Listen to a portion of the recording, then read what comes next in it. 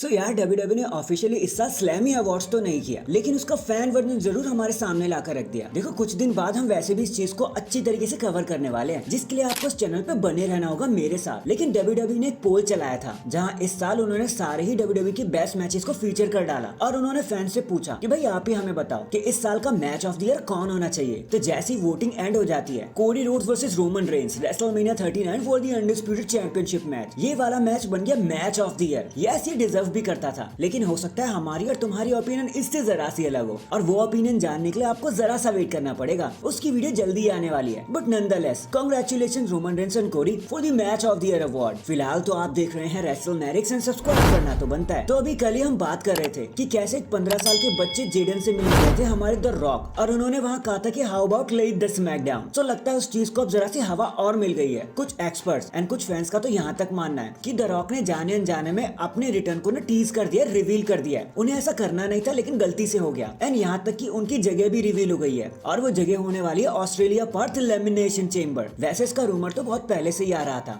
कि ये चीज होने वाली है। वैसे मुझे उम्मीद तो नहीं है जरा भी कि ऐसा कुछ हो जाएगा, बट अगर थोड़ा सा भी रूम और स्पेस क्रिएट होता है इस चीज के लिए, तो हम फैंस के लिए तो भाई एक्स्ट्रावागेंजा हो जाएगा, मजा आ जाएगा हम सभी को। बाकी हो चीजें कैसी रहती है, भगवान करे अच्छी ही हो। द रॉक को देखने में कौन ही आनाकानी करेगा, he is the greatest of all time. Next हम सभी जानते हैं कि the nature boy Ric Flair अब 73 साल के हो चुके हैं। एंड अभी लास्ट ईयर 2022 में ही उन्होंने अपना फाइनल मैच एवर को भी रेसल किया, जहां उन्होंने अपने दामाद एंड्राडे के साथ टीम अप किया against Jeff Jarrett and J lethal. And fortunately वो उस मैच को जीत भी गए। कंट्रोवर्सी हुई लेकिन जीत गए। लेकिन फैंस उनके लिए हमेशा से ही कंसर्न रहे हैं कि रेसलिंग का जुनून कहीं उसे ले ना डूबे, उनको हर्ट ना कर दे। सो अभी हाल ही में उन्होंने माइक जॉनसन को इंटरव्यू देते हुए कुछ बड़े ही कमाल की बात बता दी। उन्होंने कहा, देखो आई लव रेसलिंग, मैंने जिंदगी भर यही किया और मैं आगे भी यही करना चाहता हूँ। I am good, I am great, I am fine, and doctors ने भी मुझे क्लियर कर दिया रेसल करने के लिए। बट सच कहूँ ना तो इन सारी अच्छी चीजों के बावजूद भी मैं और ज्यादा रेसलिंग नहीं करना चाहूंगा। I think enough is enough. Last match जो मैंने लड़ा, आई थिंक वो मेरी लाइफ का सबसे बेस्ट मैच एवर था। इन दी एंड के लिए काफी अच्छा मैच था। मैंने अपने दामाद के साथ ही टीम अप किया, and I think it's time. और यार ये सही भी है, टाइम काफी सही आ चुका है। पहले ही आ गया था रिक फ्लेयर, बट चलो अंत भला तो सब भला। You are the greatest of all time, ऐसे सबका मानना है, तो नो डाउट। लेकिन हाँ, हर्ट नहीं होना आपने।